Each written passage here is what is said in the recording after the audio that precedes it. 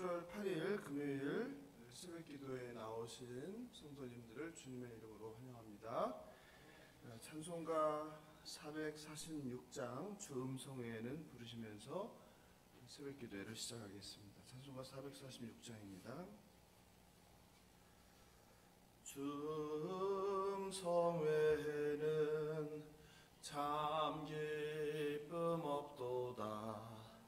날 사랑하신 주 늘 계시옵소서.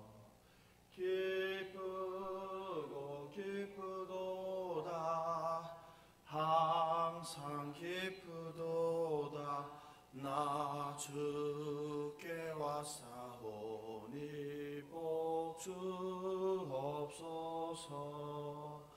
나 주께 왔으니 복 주시옵소서.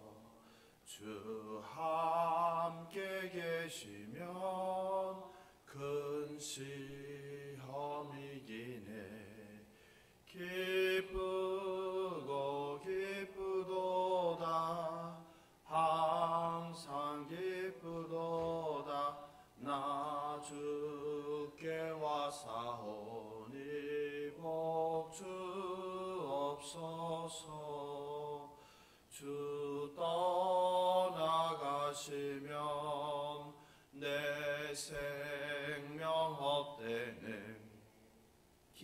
기쁘나 슬플 때 늘 계시옵소서. 기쁘고 기쁘도다. 항상 기쁘도다. 나 주께 왔사오니 복 주옵소서. 그 귀한 언약을 이루어 주시고 주 명령 따를 때 늘 계시옵소서. 기쁘고 기쁘도다. 항상 기쁘도다. 나 주께 왔사오니 복 주옵소서. 아멘. 주님께서 가르쳐 주신 기도하겠습니다. 하늘에 계신 우리 아버지여, 이름이 거룩히 여김을 받으시오며 나라의 임하옵시며 뜻이 하늘에서 이룬 것 같이 땅에서도 이루어지이다. 오늘날 우리에게 일용할 양식을 주옵시고 우리가 우리에게 죄 지은 자를 사하여 준 것 같이 우리 죄를 사하여 주옵시고 우리를 시험에 들게 하지 마옵시고 다만 악에서 구하옵소서. 나라와 권세와 영광이 아버지께 영원히 있사옵나이다. 아멘. 오늘 이 시간에 하나님께서 주실 말씀을 함께 읽겠습니다. 마태복음 27장 57절 61절입니다. 마태복음 27장 57절 61절입니다. 한 절씩 교독하시고 마지막 절은 합독하겠습니다. 저물었을 때에 아리마대의 부자 요셉이라 하는 사람이 왔으니 그도 예수의 제자라. 그래서 예수의 시체를 달라 하니 이에 빌라도가 내주라 명령하거늘 요셉이 시체를 가져다가 깨끗한 세마포로 싸서 바위 속에 판 자기 새 무덤에 넣어두고 큰 돌을 굴려 무덤 문에 놓고 가니 함께 읽겠습니다. 거기 막달라 마리아와 달인 마리아가 무덤을 향하여 앉았더라. 아멘. 성경 저자는 57절에서 시간적 배경을 이야기하죠. 저물었을 때라고 그러죠. 예수께서 몇 시에 돌아가셨습니까? 호흡이 떠난 게 제9시니까 오후 3시 지나서이죠. 그죠? 그리고 이제 저물었을 때니까 예수님께서 호흡이 떠나시고 영혼이 떠나시고 시간이 몇 시간이 또 흘렀구나 하는 거 우리가 알 수 있겠죠. 그런데 금요일이란 말이에요. 성금요일이니까 금요일 저녁에는 뭐가 시작됩니까? 금요일 저녁에는 안식일이 시작되죠. 유대인들의 안식일. 그러므로 유대 관습에서 해가 지기 전에 그 시신을 수습해야 합니다. 안식일에는 할 수가 없잖아요. 그리고 오늘 한 사람이 등장하는데 그게 누구입니까? 아리마대에 사는 요셉이라는 사람이에요. 그죠? 요셉은 오늘 본문을 보니까 두 가지로 이야기를 하고 있어요. 뭐라고 이야기를 합니까? 첫째는 그렇죠. 예. 부자라고 해요. 둘째는 예수의 제자. 예, 오늘의 이 핵심이죠. 요셉이라는 사람이 등장했는데 요셉은 부자이고 그리고 예수의 제자이다. 예수의 제자의 이름에 요셉이 있었어요? 없었어요? 예? 없었죠. 예. 요셉이 없죠? 요셉이 없잖아요. 그러면 이 사람은 뭐예요? 그래서 우리가 보통은 어제도 제가 말씀드렸는데 예수님이 돌아가실 때 누가 있었어요? 따라온 많은 여자들. 그리고 그 여자들이 갈릴리로부터 예수를 따라다니면서 뭐 했어요? 섬겼더라. 그래서 우리가 12사도만 예수님의 제자로 아는데 그렇지 않다. 실제로 더 많은 예수님의 제자들이 있었다. 12명은 상징적으로 사도로서 이제 임명을 한 거죠. 그죠? 그러니까 오늘 예수님이 돌아가신 그 마지막 순간에 누가 또 한 명이 등장하는 거예요? 또 다른 예수님의 제자가 있었다. 그죠? 이해되시죠? 그게 누구다? 아리마대 요셉이다. 그리고 그는 부자였다. 이런 이야기죠. 그죠? 누가복음 10장 1절을 한번 같이 볼까요? 누가복음 10장 1절입니다. 누가복음 10장 1절을 보면 예수님의 또 다른 제자들이 많이 나와요. 같이 읽어보겠습니다. 다 찾으셨으면. 그 후에 주께서 따로 70인을 세우사 친히 가시려는 각 국내와 각 지역으로 둘씩 앞서 보내시며 나오죠. 그죠? 여기에는 몇 명이 나옵니까? 근데 어떻게 했어요? 주께서 따로라고 했죠. 그죠? 따로 70인을 세우셨다. 그죠? 그러니까 예수님의 제자가 12명만 있는 게 아니죠. 또 70문도라고 했죠. 파송을 할 때 70문도를 둘씩 짝 지어서 동네와 지역으로 보냈죠. 그래서 오늘날도 전도를 할 때 보통 어떻게 둘씩 짝 지어서 다니라고 하잖아요. 그죠? 네. 여기서 나온 거죠. 그런데 그 요셉은 부자였더라. 그리고 예수님의 제자였더라. 그럼 지금까지는 뭐 한 거예요? 정체가 드러나지 않았던 거죠. 그죠? 숨기고 있었던 거죠. 아, 제자 중에는 이런 제자 있었구나. 또 예수님의 제자는 부름을 받고 다 어떻게 했어요? 그물을, 잡고 있던 그물을 내려놨죠. 그건 뭐예요? 지금까지 살던 삶을 완전히 버리고 새로운 삶을 따라서 나서는 거예요. 그물만 버렸어요? 가족도 버렸어요? 가족도 버렸죠. 가족도 두고 길을 따라 나섰는데 오늘 보니 제자 중에는 누구도 있더라. 그물을 버리지 않은 사람도 있더라. 그러니까 예수를 믿으면 다니던 회사를 다 그만둬야 돼요? 안 해도 돼요? 안 해도 되는 거예요. 난 예수님의 제자야. 그래서 회사를 그만둘 거야 하는 게 아니라는 말이에요. 나는 예수님의 제자가 될 거야. 그러니까 가족들을 버려야 되겠어 하면 돼요? 안 돼요? 안 되는 거예요. 예수님의 제자가 되는 길이 그 길만 있는 것이 아니라는 거예요. 이렇게 누구처럼? 요셉처럼 자기가 가지고 있는 직업을 가지고 있었고 가족들과 함께 생활하던 제자들도 있었다. 이거를 우리가 보통 정착제자라고 그래요. 그러니까 보통 제자를 둘로 구분하기도 해요. 유랑제자와 정착제자. 유랑제자는 뭐예요? 다 버리고 그냥 예수님 따라다니는 거예요. 뒷공문이 따라다니는 거예요. 그걸 유랑제자라고 하고, 그렇지 않고 일상의 삶을 살면서 예수님의 가르침을 따르는 자, 그런 자들을 뭐라고 해요? 정착 제자. 그래서 제자가 된다는 것은 그냥 무조건 다 버리고 그냥 길을 따라 나서는 것은 아니다. 어떤 제자도 있었더라. 일상에 주어진 삶을 살아내면서 예수님을 따르는 길도 있었다라는 것을 여러분이 알면 좋겠습니다. 그리고 요셉은 빌라도에게 나아가요. 그죠? 빌라도는 당시에 누구예요? 총독이라고 부르는데 총독보다는 좀 낮은 지위죠. 시리아의 총독의 지위를 받는 사람. 근데 우리는 번역을 그냥 보통 총독이라고 해서 헷갈리게 돼 있는데, 시리아를 관할하는 지역의 총독의 지위를 받는 뭐라고 해야 되나요, 그죠? 우리로 하면 도지사 이 정도 되지 않을까 싶은데, 그죠? 예. 어쨌든 높은 자리죠. 그 지역에서는 가장 높은 자리잖아요. 근데 가장 높은 사람한테 나아갈 수 있어요, 없어요? 나아갈 수 없죠. 만약에 지금 대통령이 윤석열 대통령인데 여러분이 그 앞에 나가면 나갈 수 있어요, 없어요? 못 나가죠. 앞에서 맞겠죠, 그죠? 네. 근데 빌라도한테 나갔단 말이에요. 이걸 통해서 우리는 뭘 할 수 있어요? 응? 그렇죠. 담대한 것이 또 파리가 오늘 새벽에 저를 계속 따라다녀서 또 뭐가 있어요? 아니 어저께 교회 방충망을 설치했는데 파리가 있으면 이게 어떻게 해야 되는 거예요? 네?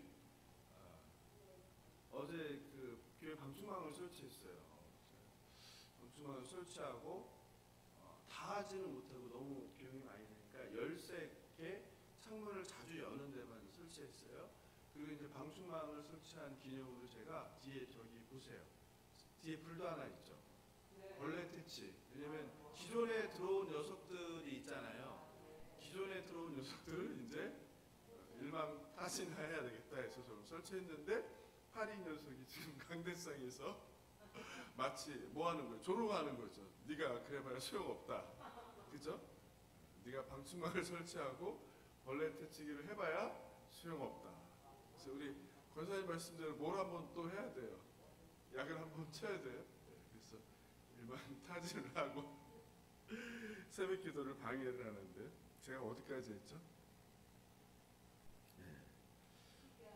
그래서 앞에 나갔다. 이것은 뭘 뜻한다? 담대하다. 또 뭘 뜻해요? 그렇죠. 바로 그렇죠. 지위가 높다는 거죠. 지위가 높다는 거죠. 아무리 담대해도 앞에서 겹겹이 싸서 막으면 당신은 지금 이거 처형 현장이잖아요. 그리고 그 후의 일이니까 그 높은 자리에 있는데 로마의 병사들이 앞을 다 지키고 있겠죠. 그죠? 담대한 말로는 불가능한 거고, 지위가 높은 사람. 뭐다? 평소에도 빌라도랑 교제하고 안면 트고 이야기할 수 있는 사람이다. 우리 마태복음은 안 나와 있는데 마가복음에는 그게 나와 있어요. 마가복음 15장 43절을 같이 찾아볼까요? 마가복음 15장 43절을 찾으셨으면 같이 읽겠습니다. 마가복음 15장 43절을 같이 읽겠습니다. 아리마대 사람 요셉이 와서 당돌이 빌라도에게 들어가 예수의 시체를 달라하니 이 사람은 존경받는 공회원이요 하나님의 나라를 기다리는 자라. 마가복음 15장은 요셉이 어떤 사람인지 또 다른 정보를 제공해 주죠. 어떤 사람? 요셉이 부자이고 요셉이 제자이고 또 보다 높은 지위에 있는 사람. 높은 지위 어디? 공회원의 회원이다라는 거죠. 그리고 존경을 받는 사람이다. 그리고 뭐예요? 하나님의 나라를 기다리는 사람이다. 이게 예수님의 제자라는 거죠. 그래서 하나님의 통치, 하나님의 나라를 기다리는 사람이다. 요셉은 존경받는 사내들인 공회의 지도자였습니다. 그리고 마가복음은 우리 집사님께서 말씀하신 대로 아주 담대하게 당돌이 빌라도에게 나갔습니다. 그동안 이거 참 별게다 새벽기도를 막네. 보통 그래도 이렇게 많이 계속 따라다니지 않는데 이 녀석은 그동안 예수님의 제자임을 숨겼던 요셉이 예수님의 죽음 앞에 자신의 정체성이 드러난 사건이죠. 그것도 아주 적극적으로 드러난 거죠. 그죠? 어떻게 했어요? 적극적으로 빌라도 앞에 나아간 거죠. 그리고 시체를 주십시오 한 거죠. 그럼 그것을 들은 빌라도는 무슨 생각이 들겠어요? 아니 이 사람이 갑자기 왜 하면서 이 사람도 예수를 따르는 자였구나 하는 걸 알겠죠. 그죠? 목숨을 건 행위죠. 그죠? 목숨을 건 행위죠. 누가복음은 요셉에 대한 추가적인 정보를 제공하는데요. 누가복음 23장 50절 51절입니다. 제가 읽어드릴게요. 누가복음 23장 50절 51절 공회의원으로 선하고 의로운 요셉이라 하는 사람이 있으니 가로로 해놓고 돼 있어요. 그들의 결의와 행사에 찬성하지 아니한 자라. 여기 또 놀라운 말이 또 나왔어요. 요셉이 자기 정체를 드러낸 게 이번만이 아니라 바로 직전에 예수님에 대해서 뭔가 결정을 할 때 뭐 했다는 거예요? 찬성하지 않았다는 거죠. 찬성하지 않았다. 그는 아주 의로운 사람이었던 거죠. 아주 용기 있는 사람이었던 거죠. 이렇게 산헤드린 공회에도 예수를 믿고 따랐던 사람이 있었습니다. 그죠? 그게 바로 누구예요? 아리마대 요셉. 얼마나 놀랍습니까? 하나님께서는 그런 지도자 중에 예수를 따르던 자를 통해서 무엇을?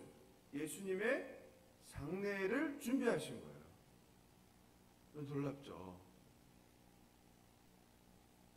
구원사가 완벽하게 이루어져 가고 있는 거예요. 그죠? 그런데 그런 지도자 중에 또 한 사람이 있죠. 기억나세요? 복음서를 보면 나오는데 되게 중요한 본문에 누가 있는데 니은으로 시작하는 사람, 예수님을 찾아왔다는 사람이잖아요. 밤에. 그렇죠. 니고데모죠. 니고데모도 바로 그런 사람이죠. 그죠?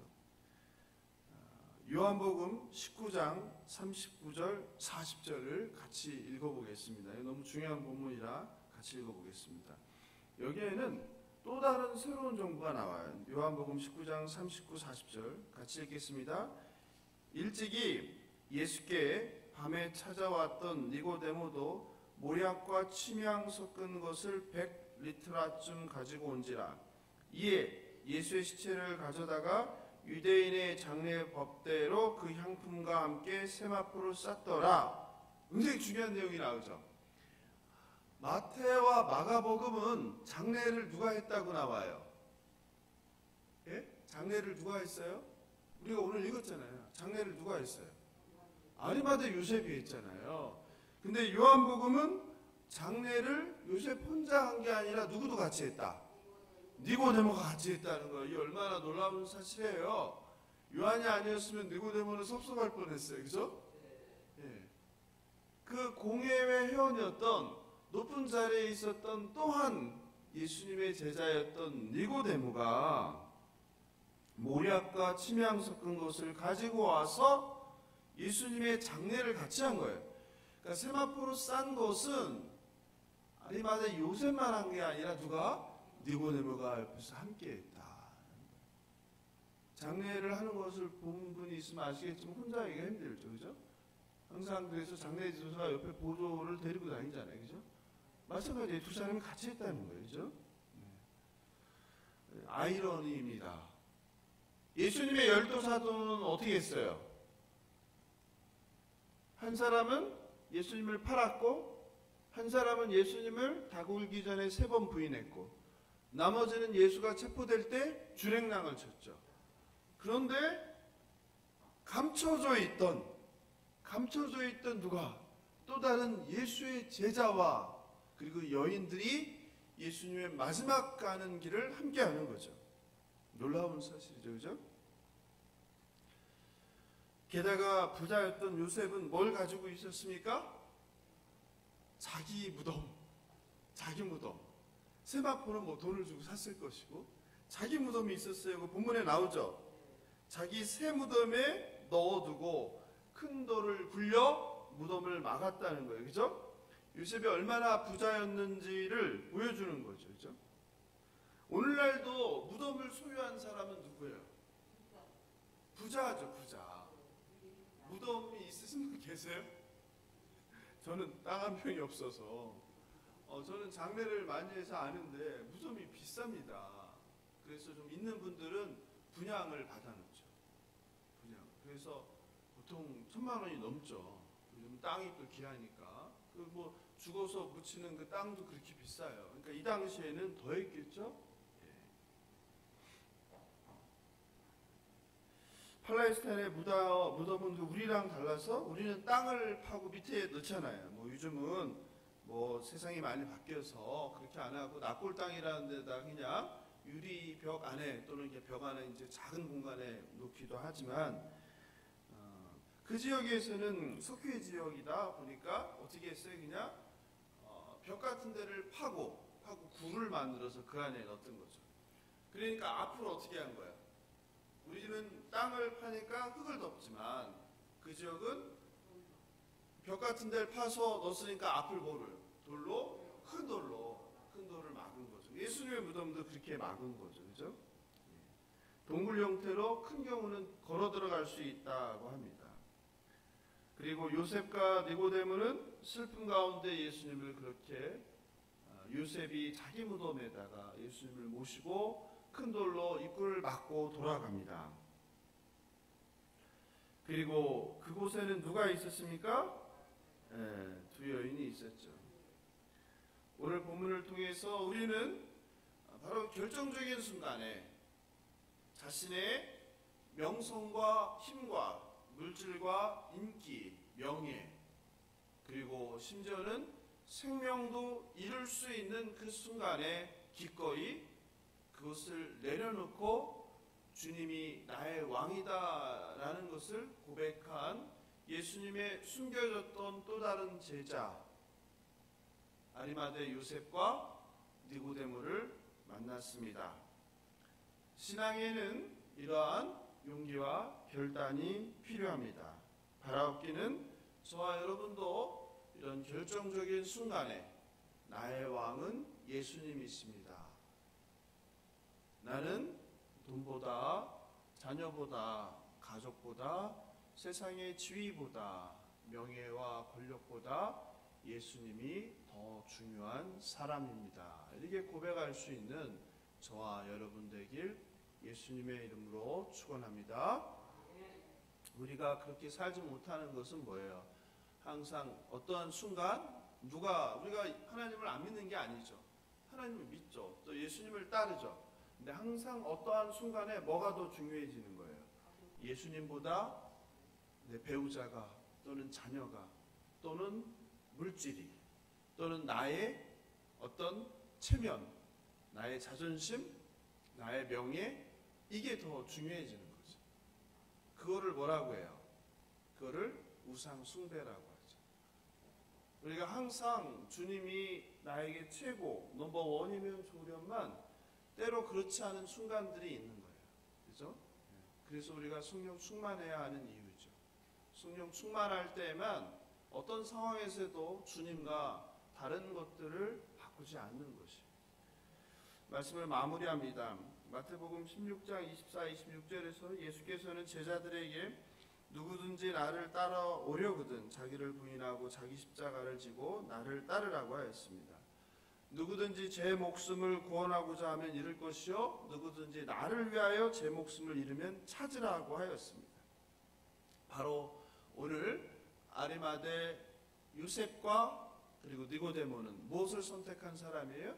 주님을 위해서 제 목숨을 버리기로 선택한 사람들이죠. 그 결과 그들은 영원한 나라를 얻게 되었습니다. 예수님의 말씀대로 결정적인 순간에 주님을 부인하고 떠나는 자들이 아니라 결정적인 순간에 주님을 고백하고 목숨을 버릴 줄 아는 저와 여러분 되길 주님의 이름으로 축원합니다. 십자가 처형의 현장에 있던 여인들이 무덤까지 따라와 지켜봅니다. 그게 61절입니다. 61절을 같이 읽어보겠습니다. 거기 막달라 마리아와 다른 마리아가 무덤을 향하여 앉았더라. 두 여인은 처형의 현장뿐만 아니라 마지막 무덤까지 쫓아왔습니다. 그리고 무덤의 위치를 어떻게 했어요? 정확하게 확인했어요. 복선이죠. 지켜보고 앉았더라. 복선이에요. 이제 다음 주에 있을 우리 복음서의 마지막 무슨 사건입니까? 예수님의 부활 사건이죠. 부활 사건의 증인으로, 왜냐하면 후대에 많은 사람들이 어떤 주장을 합니까? 무덤을 잘못 찾아갔다라는 주장을 하잖아요. 그것이 아니다라는 것을 확증하기 위해서 두 명의 증인을, 두 여인을 또 그렇게 하나님께서는 사용하고 있다는 것까지 우리가 이제 알게 됩니다. 성도 여러분, 자기 목숨을 구하기 위해서 살지 마시고 주님을 위해서 기꺼이 우리의 삶을, 우리의 생명을 드릴 수 있는 저와 여러분 되면 좋겠습니다. 그리고 주님께 나의 삶과 생명을 드린다는 것이 지금 이 상황에서 어떤 것일까라는 것을 생각해 보면서 오늘 하루도 세상에 나가서 나는 죽고 오직 예수만 사는 그런 삶을 살아가시길 주님의 이름으로 축원합니다. 어제도 아침에 학교 앞에 나가서 전도하면서 나눠주는데 참 마음이 아팠어요. 중학생만 돼도 아이들이 악하구나.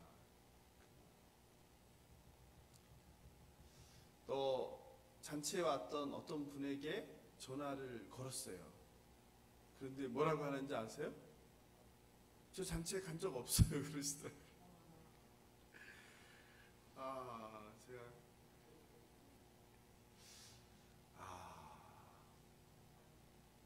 그래, 예수를 모른다는 게 이런 거구나 라는 생각이 들었어요. 오셨던 분인데, 왜냐하면 제가 공구차 안에서 전화를 걸어서 확인하고 이름도 메모를 했거든요. 그게 전화했는데 온 적이 없대요. 그럼 그때 제가 공구차에서 전화 건 전화는 뭐고 저하고 얘기했던 건 뭐예요?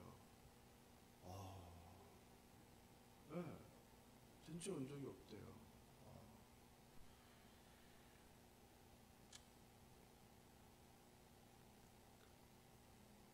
막 전화를 시작하는데 첫 전화가 그랬어요.